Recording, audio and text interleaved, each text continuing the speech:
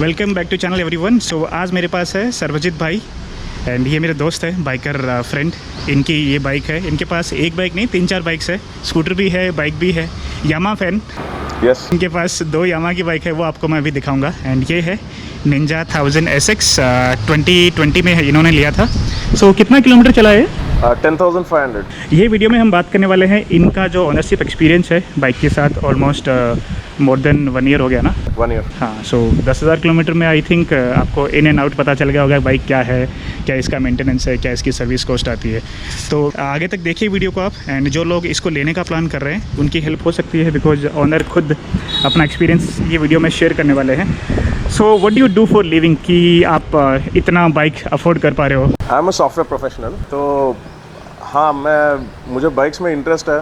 तो मैंने ज़्यादा हाई एंड कार नहीं खरीदी है, मेरे पास i10 है। तो एक टाइम पे एक बाइक खरीदता हूँ, फिर दूसरी बाइक बेचने का मन नहीं करता है मेरे को। So I just upgrade and keep the previous one also. I still have my 2008 R15 and then I bought an R3 and then 2020 I bought Ninja 1000. Right. सो अगर आप लोगों को चाहिए तो 2 और जो बाइक्स है इनके, उनका भी मैं ओनरशिप एक्सपीरियंस इनसे ले लूँगा, आपके साथ शेयर कर दूँगा। सो अब हम बात करेंगे ये बाइक के बारे में। आई नो कि जब इन्होंने ये बाइक ली थी तब हम लोग सब गए थे डिलीवरी के टाइम पे, बिकॉज जो बाइकिंग फ्रेंड्स है जब भी कोई बाइक लेता है हम सब लोग जाते हैं, जस्ट बिकॉज ना अभी कोरोना का जो इशू चल रहा है उसकी वजह से बहुत सोच समझ के रहना पड़ रहा है। सो बहुत सारे क्वेश्चन हैं मेरे सर्वजीत भाई। तो पहली चीज़ तो ये है कि ये बाइक आपने क्यों खरीदी? बिकॉज देखो मार्केट में अभी वर्सेस 1000 है, निंजा 650 भी है, टाइगर भी है, तो यही बाइक क्यों लिया आपने? इससे पहले मैं R3 चलाता था, तो निंजा 1000 लेने का प्लान नहीं था एक्चुअली मेरा। And I like sport tourers, तो मुझे नेकेड बाइक्स और एडवेंचर बाइक्स का उतना शौक नहीं है। Of course they very good bikes, but हर एक का प्रेफरेंस होता है। तो I have been into sport tourers, तो I was looking for a sport tourer in the range of 10 lakhs. So my first choice was not Ninja 1000. I was basically interested in CBR 650R. तो 2019 में I had started looking 2019 के ending में, but the vehicle was not on sale. And बहुत दिन wait किया मैंने, and उसके बाद मैंने सोचा कि I am not getting any concrete info from Honda folks, तो इसलिए I started looking around. And then ये बाइक मैंने ली थी मार्च 2020 में। Of course you were there at the time of the delivery also. तो उस टाइम पे BS4 का डिस्काउंट चल रहा था, because as you know BS6 norms were coming in to play. तो BS4 के व्हीकल्स पे डिस्काउंट चल रहा था, and it was a very good offer. तो मैंने सोचा कि compare to my original budget, if I am extending by just about 1 lakh और so, I am getting a 1000cc bike and it's a sport tourer which I love. तो that's the reason मैंने consider किया और Ninja 1000 लिया। तो ये 2020 का है, लास्ट ईयर इन्होंने लिया था। तो कितना किलोमीटर आपने चलाया है, हम एक बार देख सकते हैं?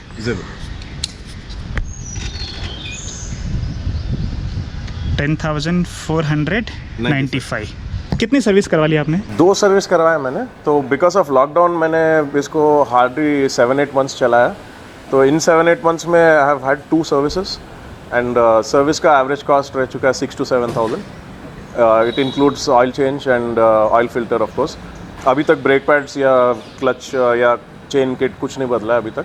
इवन टायर्स भी स्टॉक है आपके? एंड द टायर्स, हाँ, अभी टायर्स चेंज होने का टाइम आ गया है, तो मैं टायर्स मंगवा चुका हूँ and I have got the new tyres at my place. शायद अगले महीने में after lockdown I will get the new tyres fixed. And service interval कितना है इसका? मैनुअल के हिसाब से एक्चुअली 12,000 किलोमीटर्स और 1 ईयर, बट कावासाकी इंडिया वाले बोलते हैं कि every 6 months you should have an oil change. 6,000 और 6 months I have gone twice in 1 year. Experience कैसा है कावासाकी सर्विस सेंटर के साथ, specially in Hyderabad? So it's okay. I mean depends on customer also and his knowledge. तो अगर मतलब if we just leave it to them and say कि आपको जो भी करना है कर लो, then they are obviously going to put things which probably we don't require. So I would say customer has to be little bit smart, little bit knowledgeable, and you can get only the things what you want done. As far as workmanship is concerned, काम का quality अच्छा है. They don't make you wait for a long time, and mostly मुझे 2 घंटे के अंदर they have sent me back. The billing has been straightforward. ये मैंने भी एक्सपीरियंस किया। मेरे पास 900 है, तो ज़्यादा टाइम नहीं लगाते हैं वो लोग। आप इधर यू कॉल देम या फिर अगर आप डायरेक्टली भी जाओगे तो आपकी बाइक का सर्विस 1 या 2 घंटे में हो जाएगा। ऐसा नहीं कि यार नहीं आप भी पार्क करके चले जाओ, ऐसा नहीं बोलते हैं। अभी तक मैंने 4 सर्विस करवा ली, कभी मेरे को ऐसा नहीं बोला। सो एक्सपीरियंस आपका सर्विस सेंटर के साथ अच्छा है। एंड पार्ट्स की अवेलेबिलिटी? तो पार्ट्स के मामले में you will get running parts, all the wear and tear parts आराम से मिल जाएंगे। बट इन केस अगर गाड़ी गिर जाती है, समझो मेरी गाड़ी गिरी थी एक बार वॉशिंग के बाहर, तो it took me about more than 2 months for the parts to arrive from Japan. तो जापान से पुणे आते हैं पार्ट्स और फिर पुणे से हैदराबाद आते हैं। मेजर पार्ट्स कौन से हैं जिसमें इतना टाइम लगता है? फेयरिंग, बेसिकली मैंने ये फेयरिंग रिप्लेस करवाया था। उस टाइम पे मेरे पास स्लाइडर्स नहीं थे, तो बाइक वॉशिंग सेंटर के पास गिर गई थी, तो फेयरिंग क्रैक कर गया था, तो I didn't have sliders eight that time, तो फेयरिंग मंगाना पड़ा उनको। तो that was the part which took a long time. It took more than 2 months, so 70 days के आसपास लगे बाइक पूरी तरह से तैयार होने के लिए। तो ये पार्ट्स है जो थोड़ा टाइम लगता है, बाकी आपको जैसे क्लच प्लेट वगैरह है, ब्रेक पैड वगैरह है, ये सब? हाँ, running parts they always have it in stock. Filters, brake pads, chain kit वगैरह उनके पास हमेशा स्टॉक में होता है। ऑन स्पॉट मिल जाता है? यस, बट बॉडी पैनल्स वगैरह of course because colour shades अलग होते हैं। This one is not a regular colour and this is no more in sale ना, ये कलर? तो ये colour actually it's for a temporary period of time उन्होंने launch किया था।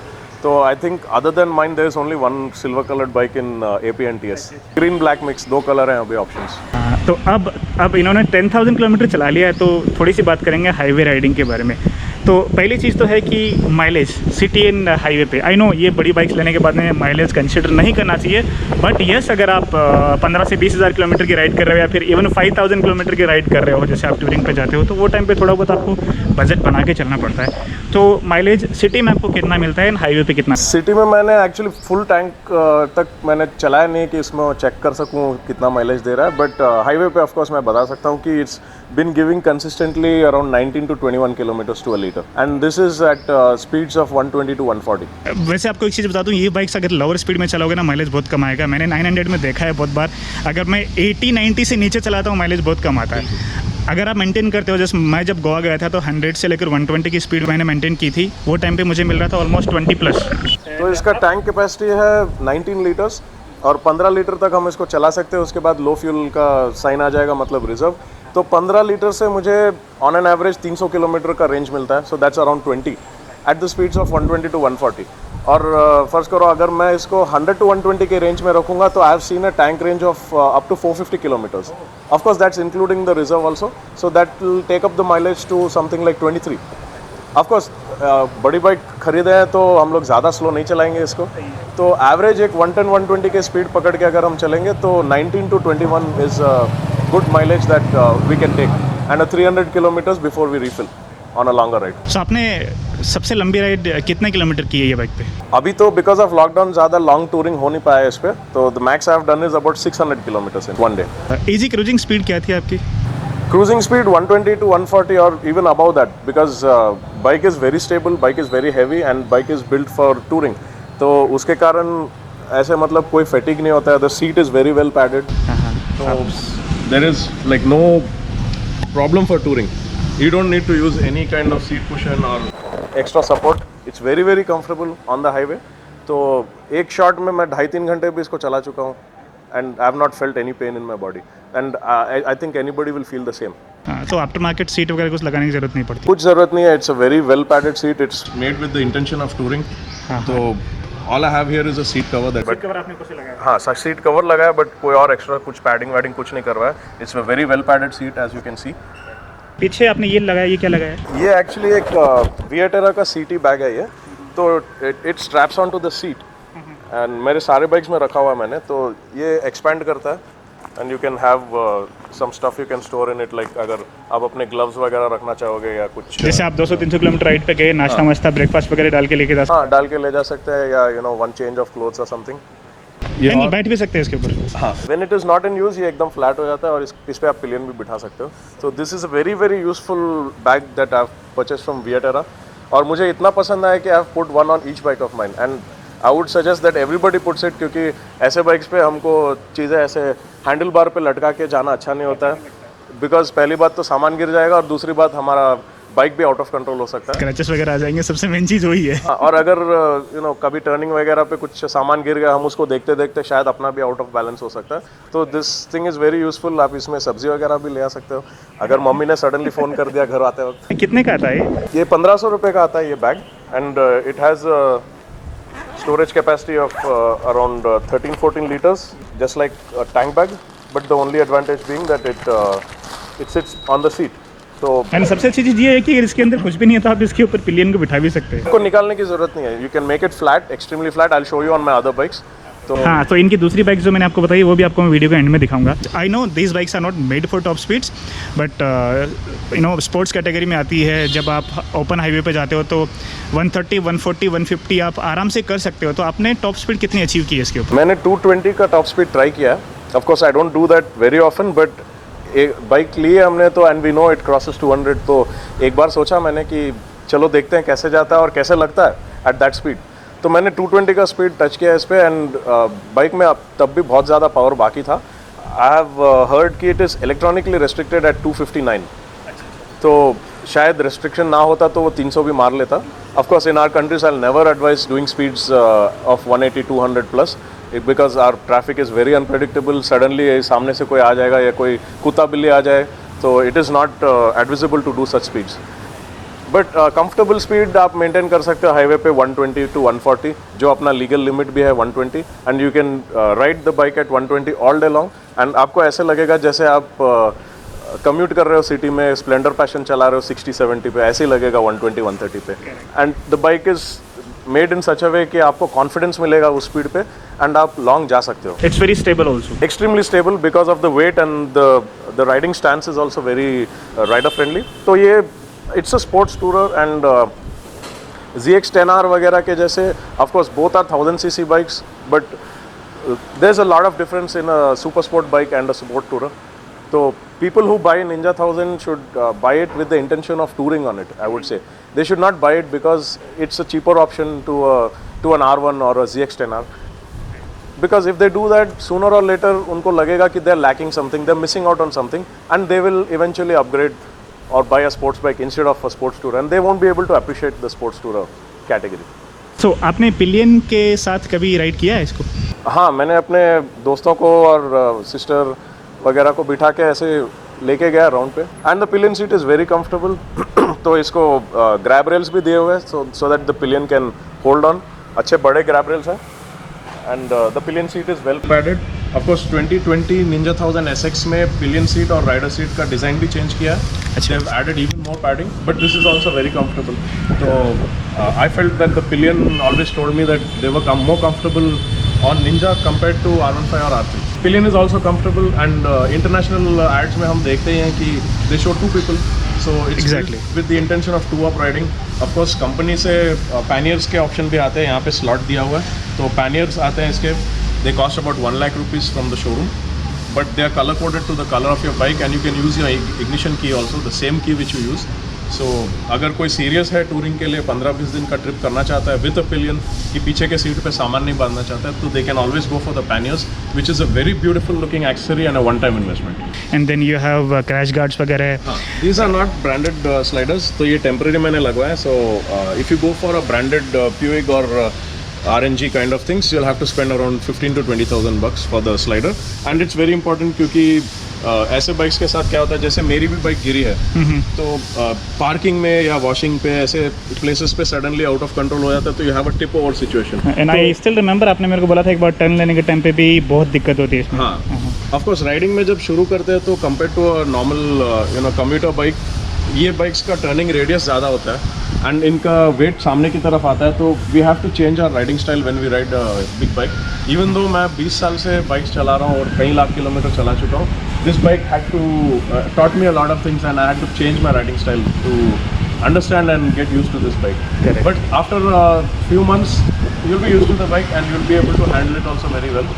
So हाँ, थोड़ा लर्निंग कर्व होता है ऐसे बड़े बाइक्स में, एंड स्पेशली बिकॉज शायद मैं 300 क्लास से डायरेक्टली 1000 क्लास में जंप कर गया, तो that would also be a reason. अब इंडियन रोड्स के बारे में आपको सबको पता ही है, स्टैंडर्ड ऑफ स्पीड ब्रेकर की कितनी उसकी हाइट होनी चाहिए। डॉक्यूमेंट्स में सब कुछ है, लेकिन जो लोग बनाते हैं स्पीड ब्रेकर्स को, वो लोग अपने हिसाब से बनाते हैं। तो ये बाइक का जो ग्राउंड क्लियरेंस है वो है अराउंड 135 mm। ये चीज़ आपको हमें बतानी पड़ेगी। आप सिंगल कभी बैठ के गए हो तो आपको कभी टच हुआ है स्पीड ब्रेकर पे, या फिर पिलियन के साथ कभी टच हुआ है? हाँ, तो स्पीड ब्रेकर्स पे 2 बार टच हुआ है, एंड ये जो आप देख रहे हैं यहाँ पे नीचे इसका एयर बॉक्स है, कैटालिटिक कन्वर्टर बोलते हैं इसको, तो यहाँ पे टच होता है नीचे की तरफ से, एंड 2 बार टच हुआ है। आवाज़ तो बहुत ज़ोर से आती है, but that box is made to take impact. Exactly. तो उसमें ऐसे कोई डेंट या कोई डैमेज वगैरह नहीं होता, कोई टूटता नहीं है वो। ऐसे स्पीड ब्रेकर वगैरह में अगर लग गया तो it's not a big deal. I wouldn't advise you to hit it always, but speed breaker से निकालने का भी टेक्निक होता है, या तो थोड़ा क्रॉस निकालो या नहीं तो डेड स्लो करके just crawl over the speed breaker. But having said that, India में स्पीड ब्रेकर्स कुछ स्पीड ब्रेकर ऐसे होते हैं जिनका हाइट मोर देन अलाउड होता है। हाँ हाँ, तो अगर नॉर्मल स्पीड ब्रेकर्स पे जाते हैं तो सेकंड गियर में लेके जाता हूँ और लगता नहीं है जल्दी। नहीं लगता है। और ऑफ रोडिंग जो मैंने किया है, of course I won't say that मैंने बहुत स्पीड में ऑफ रोडिंग किया, because it's not that kind of a bike. तो 25-30 के स्पीड में बैड रोड्स में, जैसे कुछ डैम्स या उसके जो एक्सेस रूट्स होते हैं वहाँ पे हम जाते हैं, तो there is a lot of ऊबड़ खाबड़ रास्ते जैसे बोलते हैं, तो उनमें मैं सेकंड गियर पे इसको चला के ले गया हूँ एंड कहीं पे नीचे नहीं लगा। आपको वेट का कुछ इश्यू नहीं होता क्या? 239 किलो वेट आपने बताया, तो वेट का सिटी के अंदर चलाने के टाइम पे? आपको सिटी में चलाने का वेट समझ में आता है इसका, एंड जैसे हम पार्किंग स्पीड पे या नहीं तो फर्स्ट गियर में या नहीं तो यू टर्न लेने के टाइम पे इसका वेट डेफिनेटली सामने आता है। तो that is the reason generally जो भी ऐसे बाइक्स रखते हैं वो दूसरा छोटा बाइक रखते हैं सिटी के लिए। एंड ऑफ कोर्स सिटी में कोई छोटा बाइक अगर हो तो it's very easy to ride, but अगर कोई है जो सिर्फ ये एक ही बाइक यूज़ करना चाहता है अपने day to day and weekend riding के लिए, तो ही can do that, but like I said थोड़ा एडजस्ट होने की ज़रूरत है इसको। हाँ, थोड़ा टाइम लगेगा to get used to it, because बड़े बाइक्स का टर्निंग रेडियस ज़्यादा होता है, तो people come close to you and you have to take a slightly larger turning radius, and braking बहुत शार्प होता है बड़े बाइक्स का। So when you hit the brakes always be careful that people behind you don't rear end you. तो इन सब चीज़ों का थोड़ा ख्याल करना पड़ता है, but otherwise you can use any bike anywhere is what I believe, you just have to use it in the right way. थोड़ी सी बात और करेंगे हम इसके हीटिंग के बारे में। ये बहुत बड़ा इंजन है, इनलाइन 4 सिलेंडर, 1043 सीसी का है, ऑलमोस्ट 142 PS का पावर है, 111 Nm का टॉर्क है। सो ये जो बाइक्स होती है गर्म होती है, एंड जैसे 2 सिलेंडर है, 3 सिलेंडर है, सिंगल सिलेंडर का फिर भी चलता है, अपने को ज़्यादा हीट नहीं लगती। सो हाईवे पे तो मुझे लगता नहीं कि कभी हीट का कभी आपको दिक्कत आएगा। सिटी के अंदर कैसा है हीट का? सिटी के अंदर जैसे मैं आता हूँ तो there are about 6 bars on the temperature gauge, तो 4th या 5th बार पे रहती है हमेशा, and the radiator fan is always running. But the good thing is इन्होंने बाइक का हीट मैनेजमेंट बहुत अच्छी तरह से बनाया, in such a way that even though radiator चालू रहता है you can hardly hear it in the city traffic, and heat जो होता है वो कभी भी मतलब सामने की तरफ आके या अपने थाइस पे नहीं लगता है हीट, नीचे की तरफ से डिसिपेट कर जाता है heat, and it's wonderful heat management system I would से। आई नेवर एक्सपेक्टेड, क्योंकि जिस दिन मैंने बाइक की डिलीवरी ली थी that was also evening time, of course lockdown नहीं था उस टाइम पे, तो it was peak traffic time, और that was the first time I rode the bike. At that time itself I notice कि हीट मैनेजमेंट बहुत बढ़िया है बाइक का, and I would say it's much better than many of the smaller bikes like KTMs वगैरह 390 वगैरह में हमको बहुत हीट देखने को मिलता है। आई would say it's even lesser than most. हाँ, इवन मेरा 900 है ना, वो भी बहुत कम गर्म होता है। मुझे लोग पूछते हैं यार इतनी बड़ी बाइक ट्रैफिक में गर्म नहीं होती है, मतलब गर्म होती है, जैसे दैट कि आपको फील नहीं होता है वो, बिकॉज इसी तरीके से इसका हीट मैनेजमेंट किया गया है कि आपको जो राइडर है और पिलियन है उसको ज़्यादा तकलीफ नहीं होनी चाहिए। ये जो बाइक्स होती है ना, इनका सीट हाइट या तो ज़्यादा होता है या फिर जो सीट है ना वो ब्रॉड होती है, वाइड होती है, तो इसका सीट हाइट मेरे हिसाब से 835 mm है। नहीं, इसका 815 mm है, 815।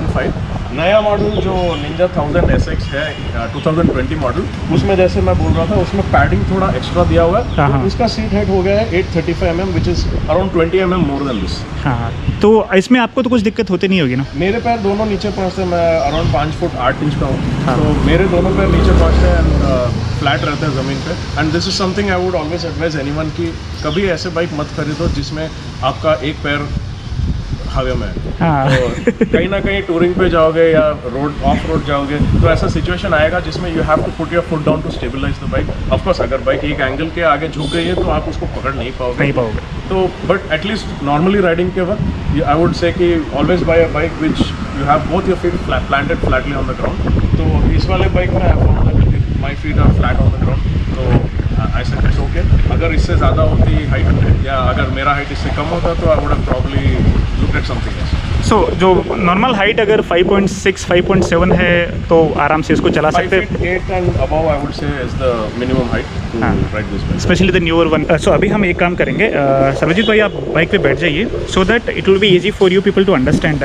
इसका जो सीट हाइट इन्होंने बताया कि 815 mm है, लेकिन जो नया वाला है SX उसका 835 mm है, तो इनकी हाइट है 5.8 फीट। तो आप देख सकते हैं दोनों पैर आराम से ग्राउंड पे ज़मीन पे टिक रहे हैं। दोनों तरफ से आपको दिखा देता हूँ, ये साइड से भी, ये आप देख सकते हैं। नए वाले में 835 mm का सीट हाइट है तो उसका पैडिंग थोड़ा ज़्यादा है इससे, तो आई वुड से कि शायद 5 फीट 9 एंड अबव अगर होंगे तो आराम से दोनों पैर नीचे पहुंचेंगे and they can control the bike in some situations.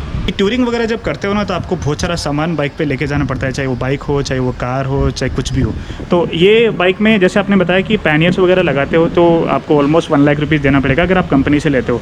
तो आपने जैसे टूरिंग किया, आपने कहा 600 किलोमीटर आप गए थे, तो आपने कैसा मैनेज किया? बैक सीट पे मेरे पास इससे बड़ा बैग है, विएटेरा का रैप्टर है शायद बैग का नाम, तो बहुत अच्छा बैग है, बैक सीट पे बैठ जाता है एंड उसमें बंजी कॉर्ड्स आ जाते हैं, जो यहाँ पे जो स्लॉट दिया गया है इसके अंदर बंजी कॉर्ड्स आ जाते हैं। तो आई थिंक पर्सनली मेरा प्रेफरेंस है कि I like only tail bags. Tank bags भी लोग लगाते हैं और सैडल बैग्स भी लगाते हैं, बट सैडल बैग्स जो लगाते हैं तो you have to tie it carefully ताकि वो एग्जॉस्ट पे ना लगे और जल नहीं जाए, तो that's why I prefer tell bag. और जो विएटेरा रैप्टर जो टेल बैग है मेरा, मैंने उसको अप टू 5 डेज ट्रिप के लिए यूज़ किया है, गोवा गया था तब, तो and that was really comfortable. और टेल बैग्स का एडवांटेज मुझे ऐसा लगता है कि because it has a base जिस पे सीट पे बैठा हुआ रहता है, तो there are very less chances of a tail bag to slide off and fall. Of course bad roads पे थोड़ा बहुत मूव होगा, बट अगर आप चाहते हो तो उसको एक एक्स्ट्रा बंजी कॉर्ड बांध सकते हो एंड उसको स्टेबलाइज कर सकते हो। मुझे लगता है कि हमने सब कुछ कवर कर लिया बाइक के बारे में। इनफैक्ट मुझे जितने क्वेश्चंस थे आपने सब आंसर किए हैं। आप कुछ कहना चाहोगे कि किसको ये बाइक लेनी चाहिए? बिकॉज आजकल मार्केट में बहुत कंपटीशन है, बहुत सारी बाइक्स है, तो आपके हिसाब से किसको ये बाइक लेनी चाहिए? हाँ, तो जैसे हम बात कर रहे थे, of course sport bikes, racing super sport bikes जो है वो दिखने में बहुत अच्छे होते हैं एंड सभी को इंटरेस्ट होता है कि मेरे पास एक रेसी बाइक हो जिसमें मैं झुक के बैठा हूँ, जिसमें मैं स्टाइलिश लगूँ। तो मैं बोलूँगा कि आई मीन हर एक पर्सन का प्रेफरेंस, और सबको ऐसे सोचना चाहिए कि what do you want and what is that thing which you feel comfortable riding. तो अपने यूसेज के हिसाब से चूज़ करिए। There are many bikes in the market right now, adventure bikes है, सुपर स्पोर्ट बाइक्स है, नेकेड बाइक्स भी है, तो अपने प्रेफरेंस के हिसाब से देखिए। तो मेरा जो था हमेशा आई लाइक स्पोर्ट टूरर्स, तो आई ऑलवेज वाज थिंकिंग कि I will buy sports tourer and I manage to get this one. तो आई वुड से अपने प्रेफरेंस के हिसाब से देखिए, अपने यूसेज के हिसाब से देखिए एंड अपने कंफर्ट के हिसाब से देखिए। जैसे if very small build person is trying to buy a tiger और BMW 1200 GS, तो शायद चलाते वक्त उसको महसूस ना हो, but when he takes it off road the weight of the bike will definitely be felt. This is also a heavy bike, I am not saying this is a light bike, but I have felt that it's okay for my stance and my body and my riding experience. तो मुझे I took this decision. I would say always सोच समझ के decision लीजिएगा and don't go by your friends और people who put pressure on you कि ये bike ज़्यादा अच्छी है। ये बहुत होता है, पता है, ये बहुत लोगों के साथ होता है। और मैं भी ये जब बाइक ले रहा था तो मेरे पास ZX 6R एंड Ninja 1000 का ऑप्शन था। तो ZX 6R ऑफकोर्स मैंने दोनों की टेस्ट राइड ली थी।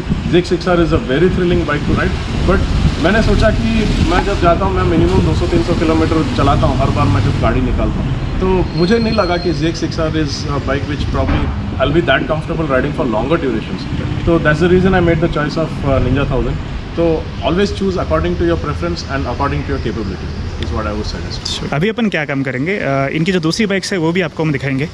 सो ये है 4 बाइक्स, उसमें एक स्कूटर भी है। तो Yamaha and Kawasaki. I don't know last में कावासाकी आपने क्यों लिया, ऑब्वियसली बिकॉज यामाहा का टूरिंग में कुछ बाइक है नहीं जहाँ तक मुझे पता है, एंड ये लोग कभी लेके भी नहीं आएंगे।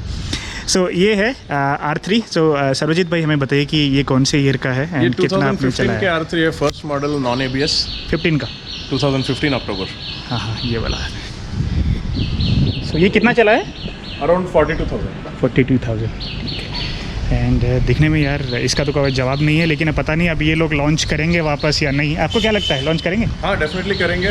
2021 मॉडल विद इन्वर्टेड फोक्स और new design with LED headlamps वगैरह आएगा जो इंटरनेशनली सेल हो रहा है, सेम आएगा।